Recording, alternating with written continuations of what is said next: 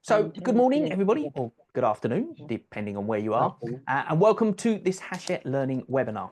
Now, please be aware, as I said, this session is being recorded, and the link to the recording will be sent to you, and hopefully that will be within 1 week's time.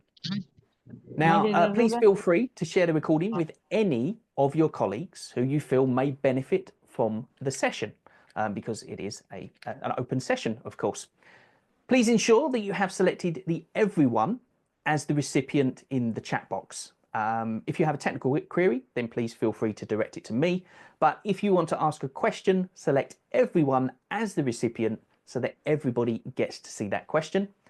And feel free to type any questions in as the session is moving along. We have decided that Wendy is not going to answer the questions exactly as you type them in, but there will be a question and answer session at the end where she will answer any questions individually. And also, there is also other members of the team in here who may be able to answer your question in the chat directly. So therefore, you can either wait until the end or you can answer questions as we're going along. I will also be monitoring the chat anyway, so if you have any problems, you can put them in the chat box, or as I said, you can address them to me directly. However, we do find that if you have any audio problems or anything like that, maybe you get frozen, then leaving and then rejoining normally sorts out the problem.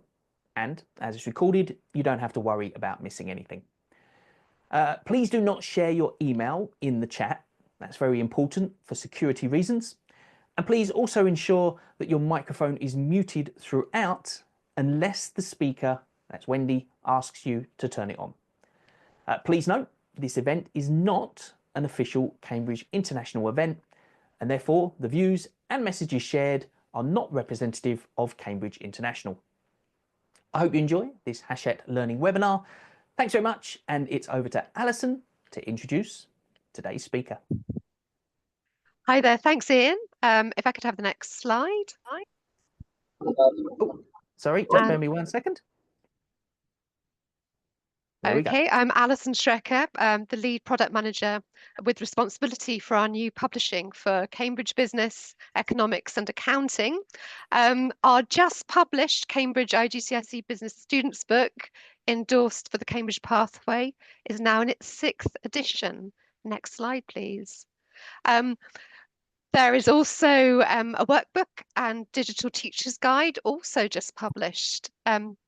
Anyway, today we're delighted to have experienced international examiner Wendy Sherlock with us to talk through the main changes to the syllabus, as well as explore how additional support for skills has been embedded into the resources. We'll also have time, as mentioned, for questions at the end. So over to Wendy. Hey, thank you. It's a great pleasure to be here and welcome to the webinar. As Alison has said, my name is Wendy Sherlock. I'm a senior examiner working for Cambridge. So next slide, Ian. The aim of this presentation is to demonstrate how this new textbook will support you as teachers to help your students develop the necessary knowledge and the skills required to increase their chances of success in the examination. I'm sure a lot of you are already familiar with the Cambridge IGCSE and O-level business book, but first of all, I want to highlight how this 6th edition differs from previous editions. And it has been updated in line with the new syllabus, but also the authors and the publishers have taken into account feedback from students and teachers and incorporated this. Okay, next slide.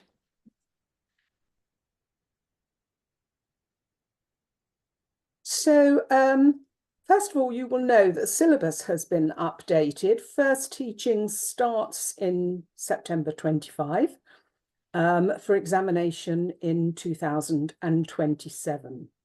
So we'll run through the differences. New material has been added. The order of the textbook, as we've got the contents here, is exactly the same as the contents in the syllabus. The new material has been added in operations management, as you can see, section 4, and that's technology and the production of goods and services and sustainability sustainable production, of products and services. Both areas which I'm sure you will agree are of interest to our students. Secondly, there is also incorporated digital methods of communication, which is in the People in Business section. So all the chapters have been updated and the material no longer required, which has been minimal, has been removed. Okay, next slide. So if we look in some detail about sustainable production, this is section 4, chapter 19, and it analyzes, as we would want to know, the methods, the advantages, the disadvantages, and it also has a new feature, extend your skills of analysis, which we're going to look at in more detail how that works as we go through. And 2 case studies, sustainable production initiatives in Namibia and sustainable production at Kraft Heinz. Throughout the book, we have lots of these case studies which are based across the world. Next slide. So other key features that you may have seen before, but they're all very relevant and they have all been updated. So key concepts with real-world examples and clear definitions of keywords. Then we also have revision summaries in the form of spider diagrams, which appear throughout the chapter, and revision checklists, which are at the end of the chapter, so students can reflect on what they've learned and understood. And the other thing, practice questions, which are set in the style of both papers, paper 1 and paper 2. And the new feature, extend your skills of analysis.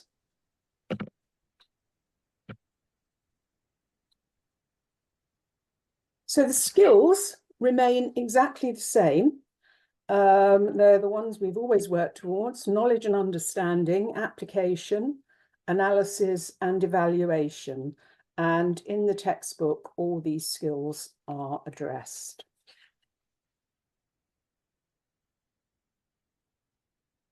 So just to pick out a couple of points about skills. Knowledge, obviously knowledge features throughout the textbook. Students have to understand and know and understand, and then it's how they use that information.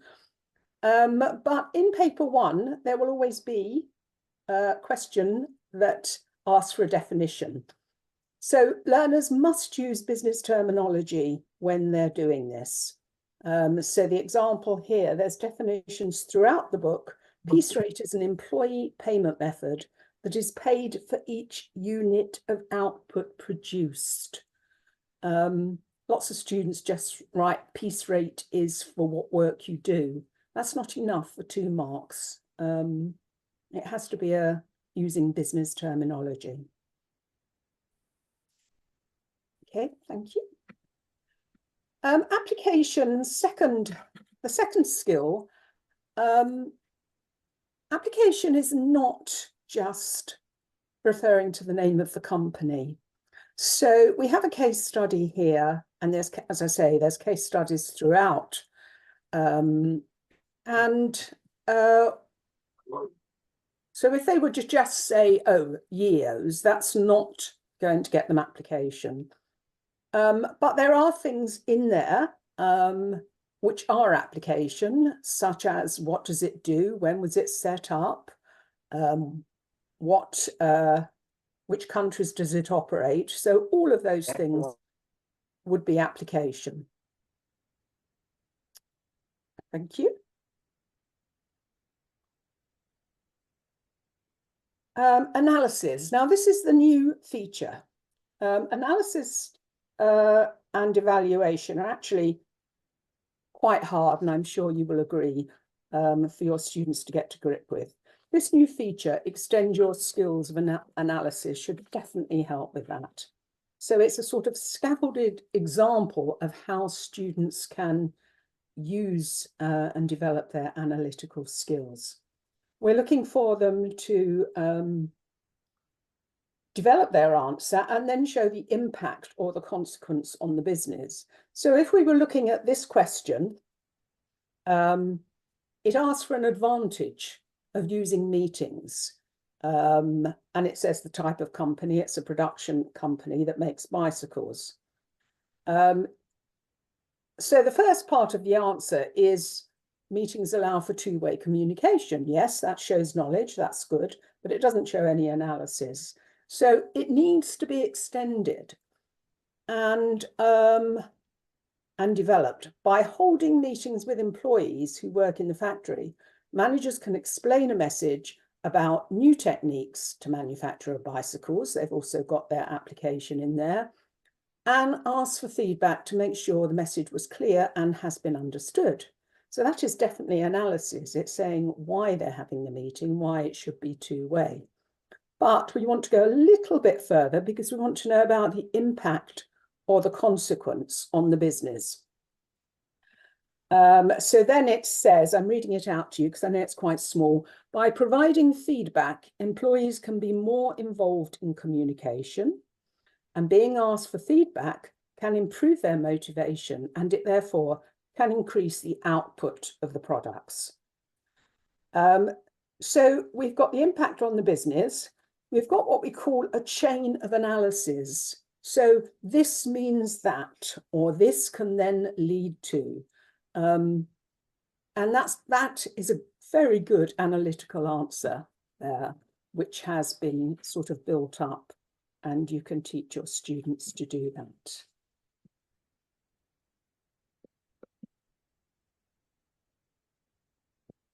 Another example of analysis, I put this in here because it's a numerical question. There's actually no data, but I did want to make the point that if there is a data in a case study, interpreting that data and saying what it means is analysis. A student showing how they know how to use a formula and what that formula means is analysis. But this one is referring to ratio analysis, and it asks what's the advantage to shareholders. Now, the other reason I put this question in is because the question asks for the advantage to potential shareholders. Please emphasize to your students, it's really important to read the question, because a lot of people tend to look at that and think, oh, the advantage to the business, and they could be different. So it's important. So this tells us what analysis is. It's the most common way to analyze business accounts. It then goes on to say, by comparing, it's saying which ratios you should use, profitability and liquidity of a business over time and with other similar business. External accounts users can make more effective decisions. So that's analysis. They're saying which ratios to use. But how will it benefit the investors? Because that's what the question is asking. It will indicate the chances of profit in the future. Shareholders want rising dividends paid from profit over time.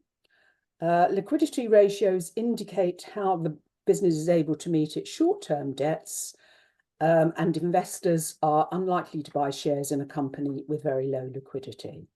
So the whole question has been built up from the start of the knowledge with some analysis to some detailed analysis showing how it affects the investors. Thank you.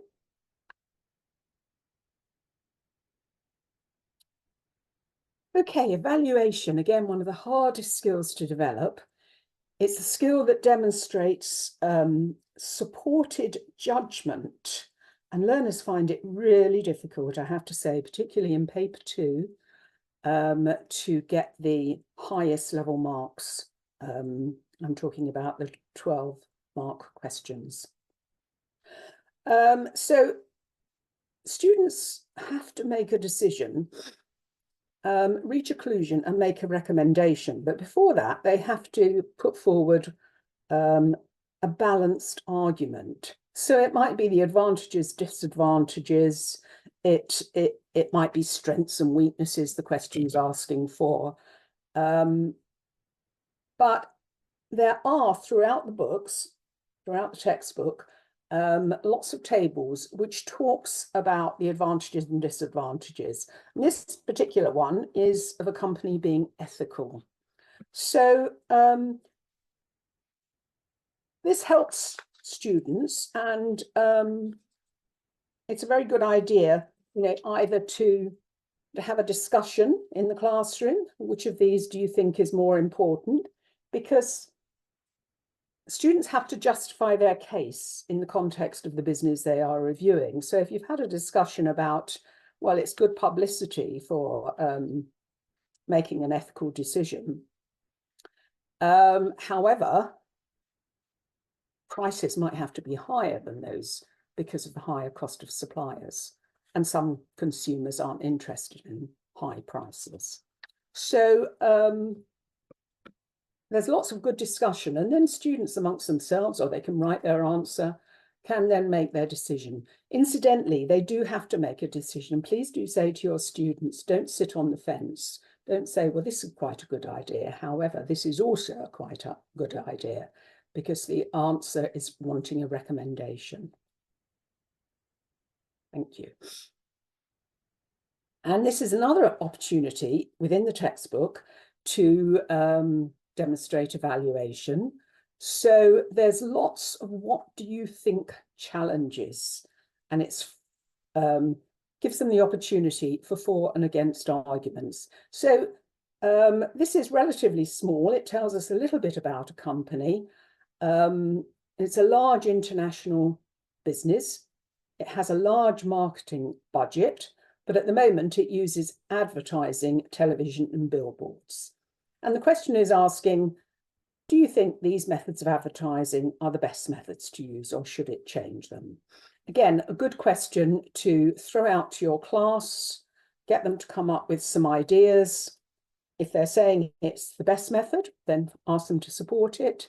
If they're saying that actually it should change them, then you want to know with what and why. Okay, thank you. Practice questions. Practice questions appear throughout the paper. They have the same breakdown of marks as in the exam. In the new exam, this is an example of a short answer data response question in paper 1. In the new syllabus, paper 1 has 4 questions instead of 5. They both have 4 questions, paper 1 and paper 2. And they are based on, you've got 2 examples here, there would be 4 different businesses.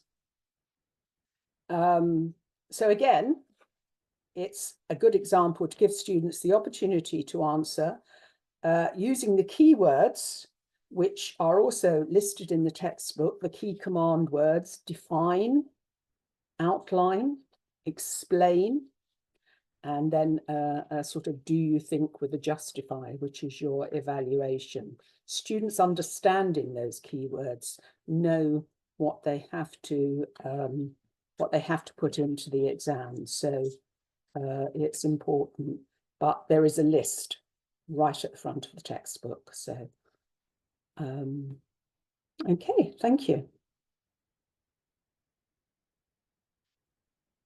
Next slide.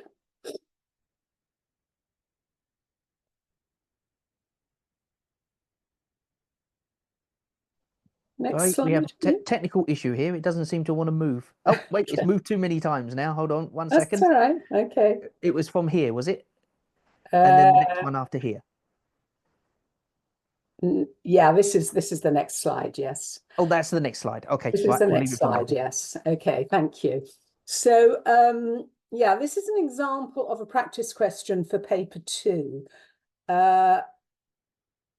Now you know that students get an insert. 4 questions again, but they are all they're based on different topics, but they're all based on the same company. Each question has 2 parts, A and B. So we're not showing it here because of lack of room, obviously, but there has been a case study and a little bit of an appendix would have been shown there, giving you more information as we normally do in the exam. So here you've got 2 questions, 1A and 1B, and 2A and 2B, with an optional question, 3A and 3B. You will, of course, get, sorry, students, not you, will, of course, get 4 questions in the exam. So, yes, there are examples of paper 1 and paper 2 throughout the textbook. Thank you. Next slide. Study tips. Now, these little study tips appear just as you see throughout the book, and just give a little hint at what your students should be doing. So they're useful. They highlight common errors as well. So this is an example. Make sure you know the difference between a job description and a person's specification. And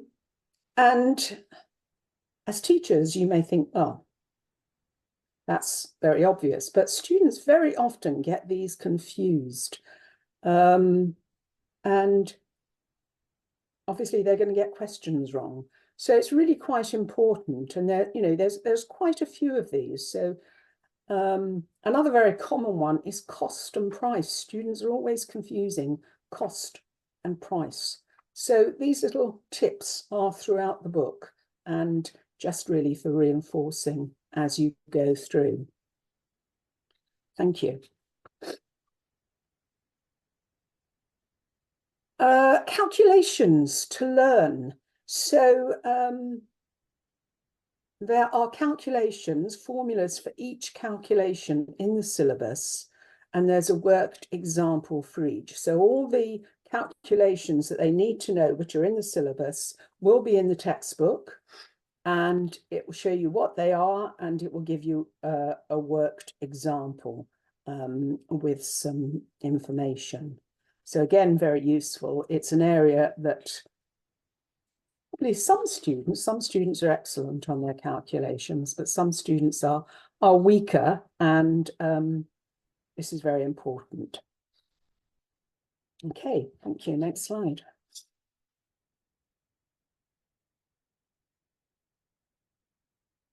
Support for revision. Obviously, revision is important. Sometimes people say, oh no, you should just do revision at the end. Revision shouldn't really be done just at the end, because it's one of those things that students need to keep reinforcing. So throughout the book, there are revision summaries and revision checklists. So the summaries are in the form of a spider diagram, which will probably appear halfway through the chapter with a particular point, as it is here in delegation, and it tells you what delegation is and the advantages and the disadvantages. And then at the end of the chapter, it tells you what you've learnt. So it's the textbook is sort of a device that at the beginning of the chapter, it tells you what you're going to learn. Then there's all the learning content. And then at the end of the chapter, it tells you what you've learned, which is probably the sort of what exactly you do in the classroom anyway. You go and say to your students, this is what we're going to do today, then you do it, and then you sum up. So the chapter is very good for doing that and gives students the opportunity, or gives you the opportunity as teachers, to tell the students, make sure you're fully understand all the things that are in the revision checklist. And then obviously gives them the opportunities to ask if they don't. Okay, thank you. Next slide, thank you. Okay, so a summary of what we've said really. It's a syllabus driven, very accurate, very up-to-date book, which has very stimulating content, goes through a wide range of industries and businesses, and provides a lot of key facts which are really interesting. So it's a exciting, stimulating, up-to-date resource in a changing world context. And there is a workbook and a digital teacher guide also available. So thank you for listening. I'll be happy to answer any questions about the content of the book. And there's other people here that will be able to answer any other questions about the resource. So thank you very much.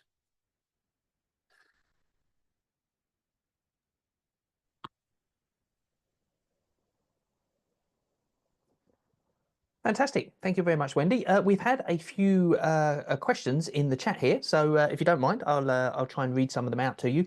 Okay. Some of them have been answered already, but I guess maybe we can give those answers out loud in case people aren't monitoring the chat. And that was, can you give us a link to the e-copy of the teacher resource? Someone is asking.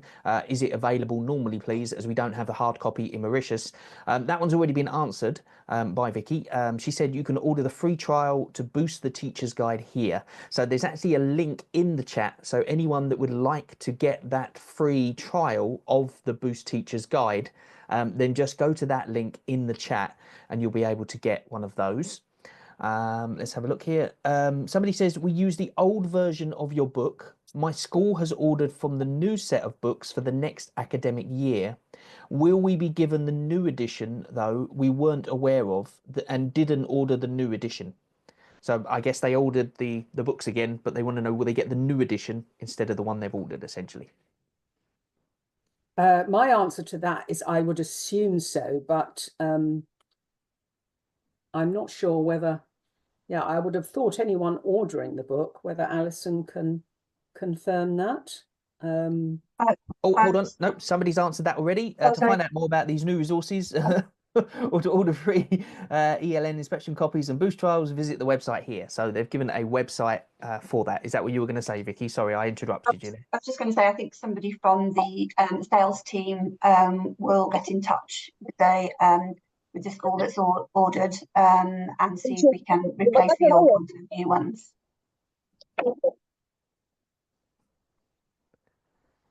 Okay, so that's that one's. We haven't got any extra questions in the chat, but we had a few that were sent to me directly.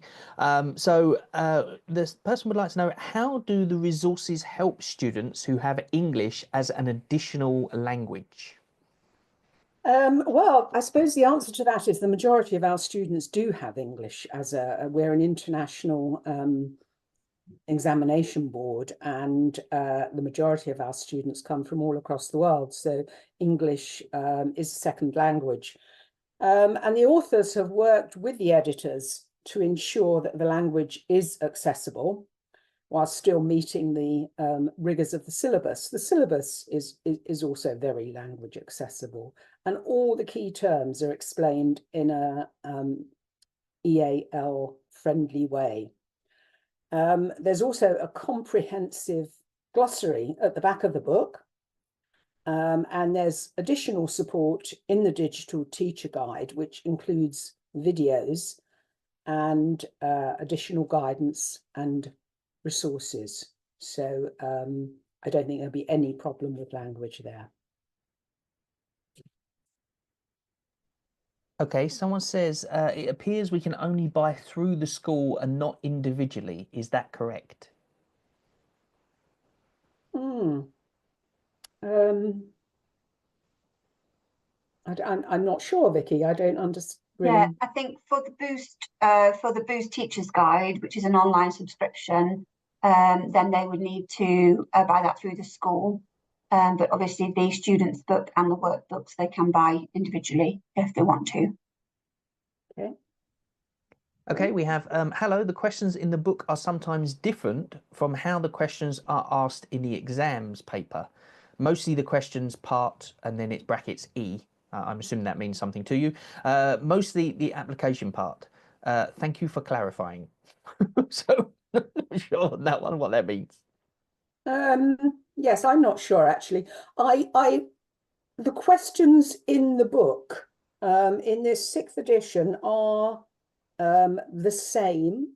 Remember, they're practice questions, but they're going to be using the same command words that each different style of question. So, as you know, the sort of short answer data response questions in paper 1 use particular command words, and all the questions in the book would be using those. They wouldn't be using any different. So it'd be the define, outline, identify, explain type of question. And equally in paper 2, the questions are different for A and B, but again, for B questions, it's going to give the students the opportunity to show their evaluation skills, and it will say, you know, make a decision, make a recommendation, justify your answer.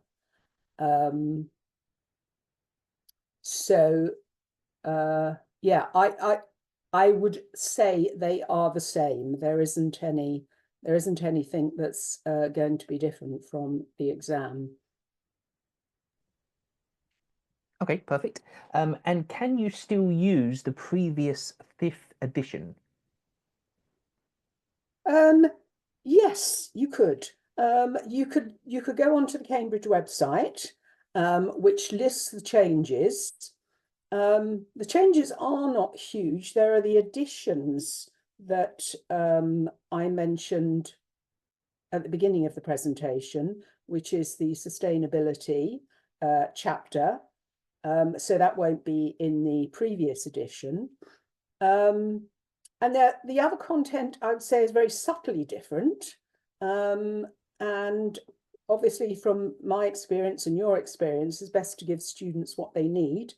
There's a couple of things taken out, but very, very minor. And the terminology has been, again, subtly updated to meet the syllabus. Admin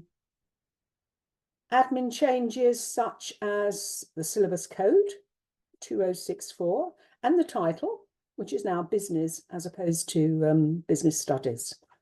And of course, the new extend your skills of analysis feature isn't in the previous edition. Okay, great stuff. So essentially, like any other time when you update a thing, the updates are vital for it, but you could still refer back to the old edition if you needed to, essentially. Yes. So could you repeat, somebody has asked, how to handle part B of the questions in paper 2 that carry 12 marks? Okay, so how to handle part B. Basically, the students need to demonstrate all of the skills. They'll be demonstrating their knowledge and understanding by looking at the question and trying to give a balanced answer. So if the question asks something about, do you think that they ought to change their methods of production from let's say batch production to flow production.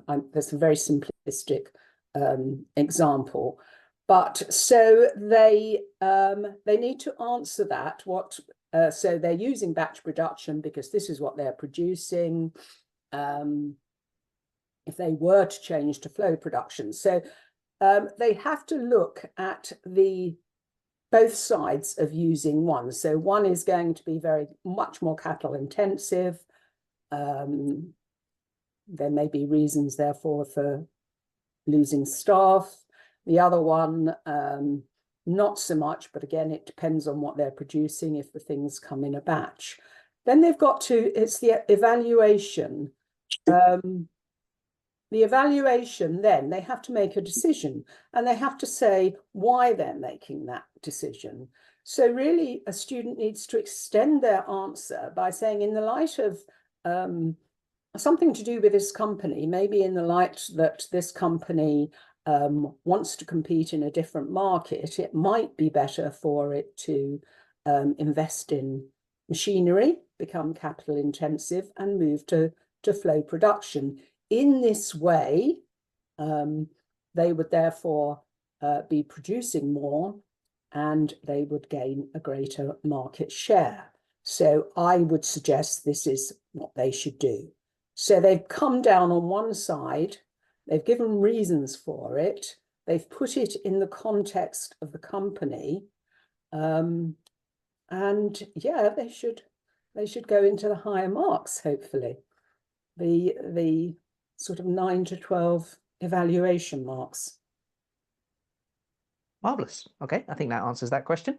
Hello, Josephine. Josephine is watching here. She says that in paper 1, she saw there were 4 parts now instead of 5 parts that they previously had in 0450. I'm assuming you know what that is. What did you consider to what is that? Why? I'm assuming that's a why. Why did you consider to remove part E?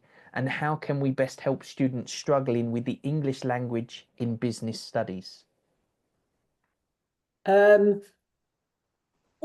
I'm not actually 100% able to answer that because it was a syllabus change. So I think they probably wanted to bring both papers in line. So 4 questions. It's also to do with the weighting. The weighting of the assessment objectives has slightly changed, and there is a little bit more application in both papers, and I believe in paper 1 there is a little less evaluation, and the E question was very much an evaluation question in paper 1. So it was a decision made by the people that produced the syllabus at Cambridge. And I think it's just to make it easier for students, to be honest. Most of these changes are really so it works in line with students, so they know they've got 4 questions, and perhaps, you know, gives them more time to answer those questions. Students struggling, all I can say really, just reinforce what I've said before, that the language is very accessible. There is a glossary, there are lots and lots of definitions, and it really should be an opportunity for the students to, it isn't made difficult. I referred to business terminology, but all the business terminology that students need to use is in the textbook. And hopefully it's accessible for them as they go through. As they start and move through, I'm sure they'll find this. We have a few comments on that specific topic as well. Somebody was asking for tips, essentially. Have you got any tips for the way that you know, the students can express themselves? They have difficulty expressing themselves properly with written paragraphs. So I guess the tips are what you just said there, which is to use the glossary and to use the you know, the things they have available. Would that be the? Yeah, I think so, Ian. I think you just need to encourage your students to, you know, just to sort of read as much as they can in terms of the textbook, and make sure that they are using the business terminology. So Sorry, I'm looking at other questions. So yes, it's the more practice they get in writing, the better they will become. So, you know, even if you're getting students to write a sentence on a topic, that sentence is going to help them, and you can get them to read out their sentences and reflect on it, and have you use business terminology, and maybe get someone else to say, is that sufficient, or what would you have put, and really try to get them to talk among themselves. But more practice of writing answers, starting from the sort of 2-mark, 4-mark questions, and then moving up to the higher questions, I think will get your students much more familiar with the language. Alison has also put in a thing in the chat about that. So if you read there's some more information there as well. I've just noticed. Somebody would like to know, why is that the business name appear in the question of 8 marks now?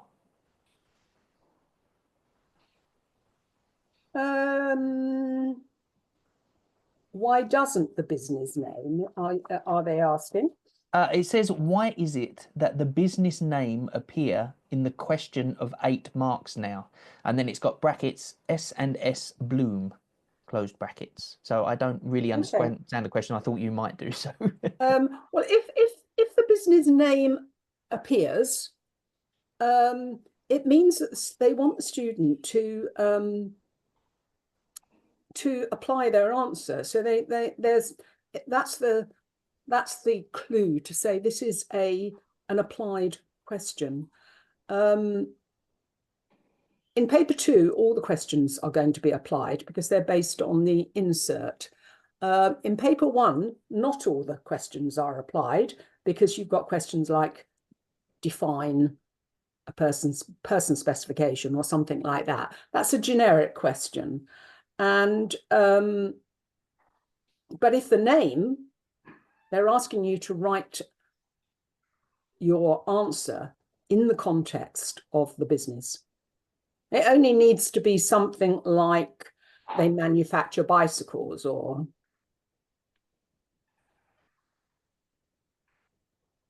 okay.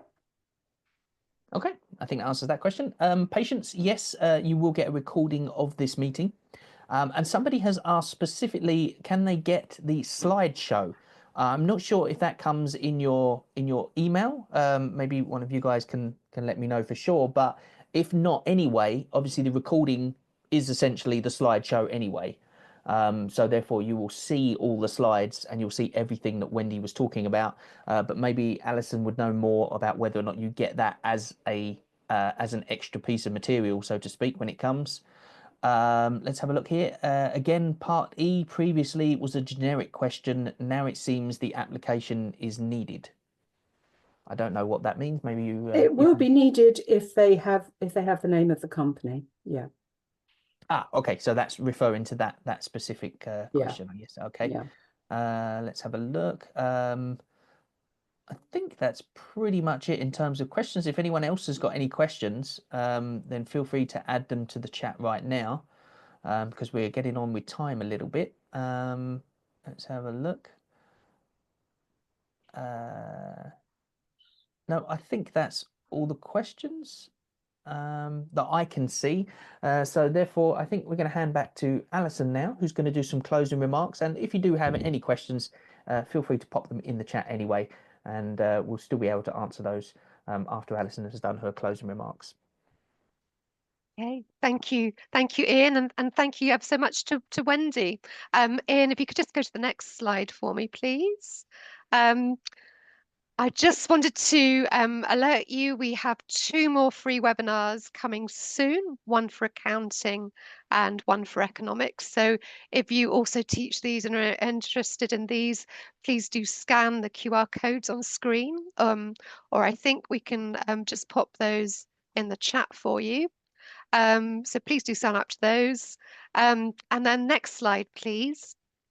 And just to finish, now we've got the student books and the teacher guides and workbooks all out, we're looking at how we can support students with study, review and exam preparation and practice beyond what's already available in the student books. So we'd be really grateful for your input to help us develop new resources that work for you and your students. Please do fill in this short survey. There's a QR code on screen, or we've put a link to the survey in the chat. Or you can email me directly if you're interested in collaborating with us on this. Or if you've got any other feedback about the books, or want to request the PowerPoint directly. But thank you very much again to Wendy and for all of you for attending. I'll now just hand you back over to Ian. Thank you very much. Just a quick one. We got some more questions coming in. Somebody asked, will there be certificates for attending this webinar? So obviously, Wendy, that doesn't really concern you. I guess that's Alison. I can speak to that as well. For this webinar, no, there won't be certificates for this one because due to sort of the nature of this, that we can't show that we're doing something officially for Cambridge. So unfortunately not. But if we do run any sort of further in-depth events, and please do feedback on your form if there's anything that you'd like to see, we could potentially look at doing this for anything which focuses on a particular skill or area like that. Will the feedback link, will that be included in the email they receive with the recording as well, or? I'll ask for that to be included, but I can also see that Vicky has popped that into the chat just now. Okay, then, great stuff. So somebody's asking if it can be sent directly to the... Yeah, that includes feedback on this session, but also for that research into exam preparation. Perfect. So it's just Josephine was asking if it can be sent directly to the email. So Josephine, there's your we can answer ask there. for that. Yeah. If not, if you click on the QR code as well, then that can take you there, or the in the chat as well. So but yeah, there's many ways to get to the feedback form. So that should be all good. I don't see any more questions apart from some other questions that maybe the team can answer themselves individually. There's one from Patience there. Who would like to organise a meeting. But apart from that, I think everybody has had their questions answered. So thank you very much, everybody, for joining us. And just a quick reminder that it is being recorded, as you well know, and the recording will be available soon. So that's going to come into your email, hopefully with the feedback details and all that kind of stuff as well. So thanks very much for your time. Both Wendy and Alison and everyone who's joined us today. And hopefully we'll see you again on another one of these Hachette Learning seminars. Thanks very much. And you may now leave the room in your own time. Goodbye, everyone. Thank you for coming.